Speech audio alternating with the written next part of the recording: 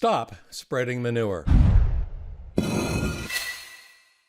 Hi everyone, Leo Notenboom here for askleo.com, where I've been answering questions and basically fending off manure since 2003.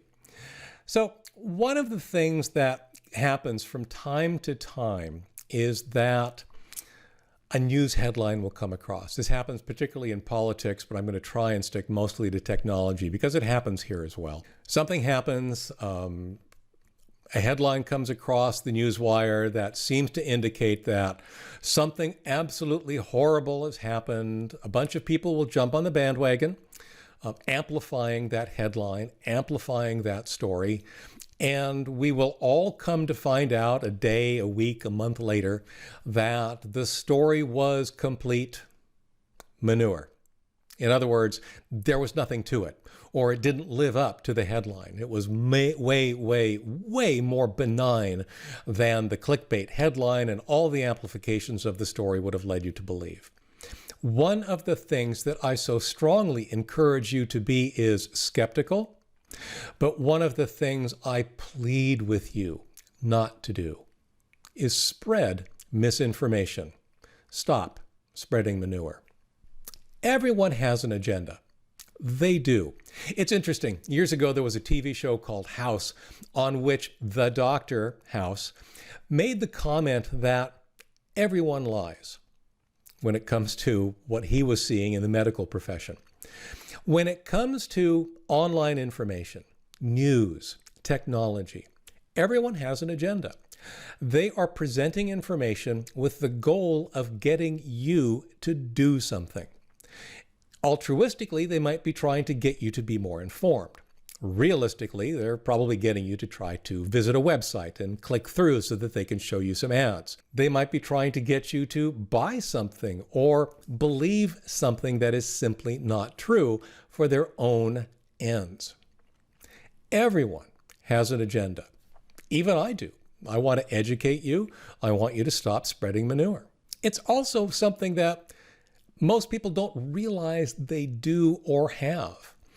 Even when spreading what they believe is an objective opinion, it's impossible not to color that opinion and the way you present it without your own biases.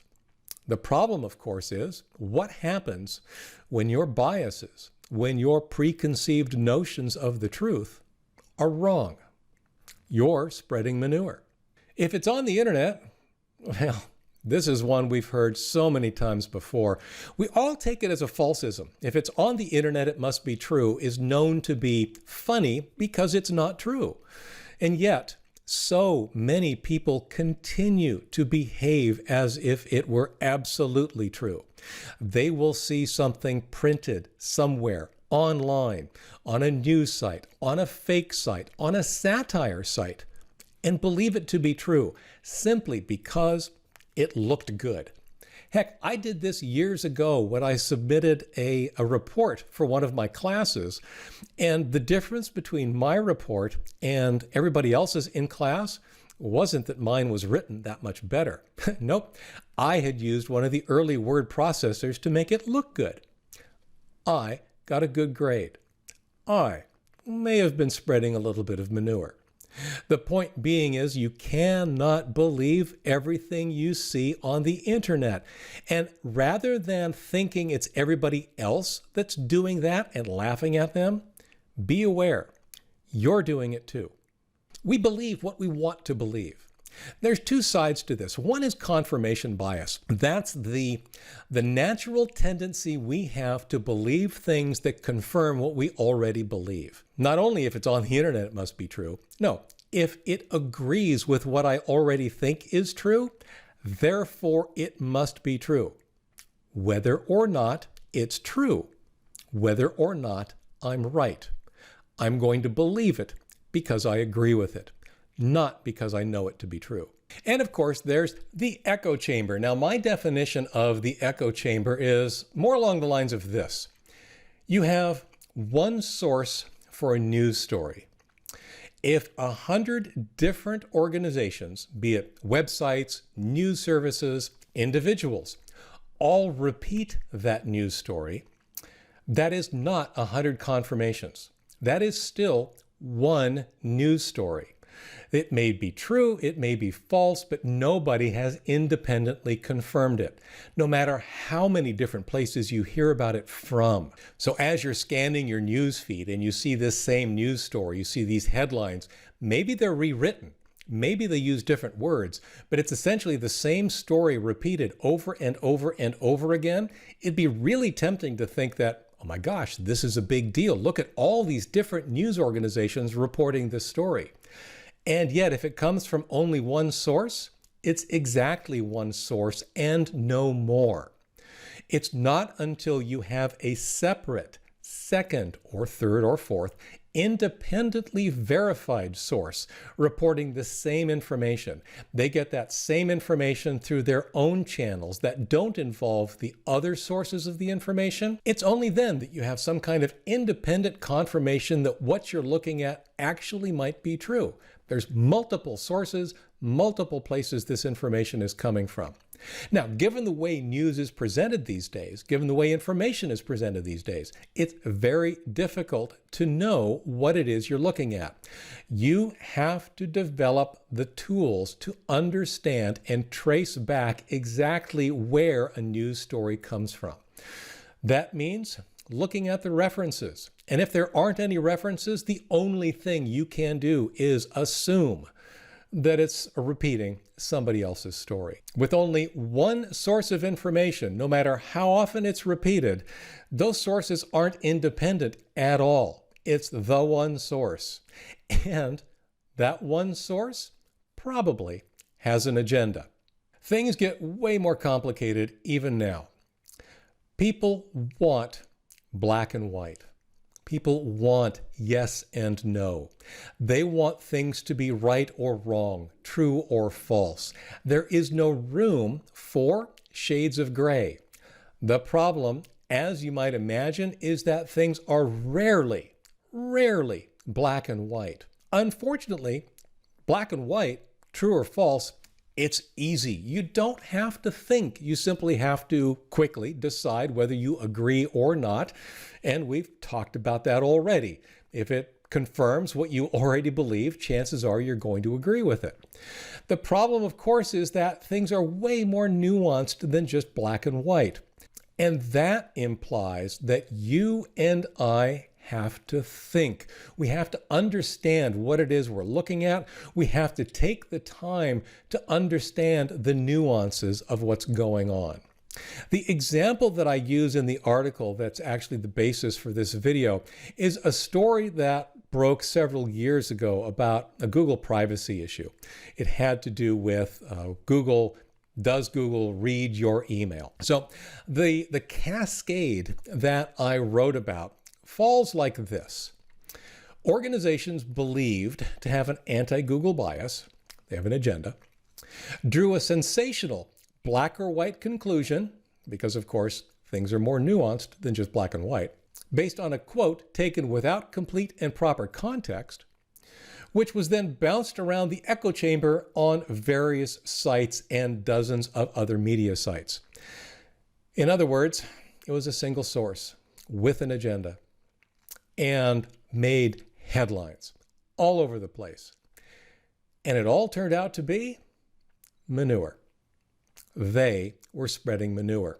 Now, of course, when this happened, when it became clear that the original issue was not the issue that they claimed it to be, they printed retractions, they updated articles. But you know what? How often do you or I go back and look at an article to see if it's been retracted, if it's been updated? We never do. In other words, the damage had already been done. The manure had already been spread, and it was too late to try and clean up the yard. So, what's the solution? You and I are the solution. You and I must think. You and I must be skeptical. You and I must view everything we consume through a skeptical eye. Don't believe it because you already believe it. Don't accept yes or no answers to nuanced results. Don't assume that the people you're getting your information from, whomever they may be, don't have an agenda. They do. You and I must take the time to understand, to research, to confirm, to independently confirm what it is we're consuming, at least before we start spreading it. And that's really the bottom line here. If something is important to you, if it's important enough for you to share, if it's important enough for you to forward, then by all means, it is important enough. In fact, it is more than important enough for you to first independently confirm that you're not about to share manure. It's that important, especially in today's political climate, that we all hold ourselves to a higher standard. Lord knows the organizations from which we are getting our information aren't all holding themselves to those same standards. It's on us. It shouldn't be this way. It really shouldn't. But it is what it is. We do have to take the extra time and effort to vet the information before we share it with others. Collateral damage? Yeah, there's a lot of that too. There are good and legitimate sites for information. Obviously, I hope that I'm one of them for you, but even if I'm not, there are so many news organizations, there are so many resources out there that are essentially being swept aside because they're not pandering for clickbait headlines. They're not giving simple answers to nuanced questions. They're doing the right thing and they're suffering for it because the masses much prefer easy to consume and easy to spread manure. I hope that you and I will take the time and potentially even spend the money to make sure that the information we're getting are from the credible resources that are out there, the news organizations that have a history of providing unbiased or at least as least biased as possible information with the full and nuanced details. As consumers, we have a different problem. I call it manure fatigue.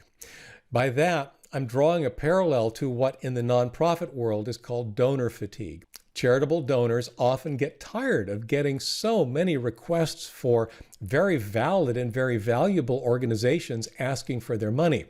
The same is true here. You and I are sitting in such a deluge of manure.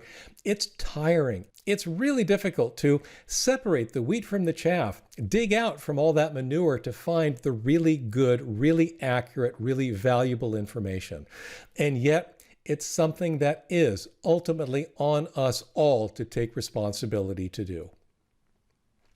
I hope that was helpful. I hope that provoked a little bit of thought. I hope it helps you avoid spreading a little manure in the future. For the article on which this little rant was based, visit askleo.com/9419. You'll find any updates, related links, and comments on that page. I'm Leo Notenboom. This is askleo.com. Thanks for watching.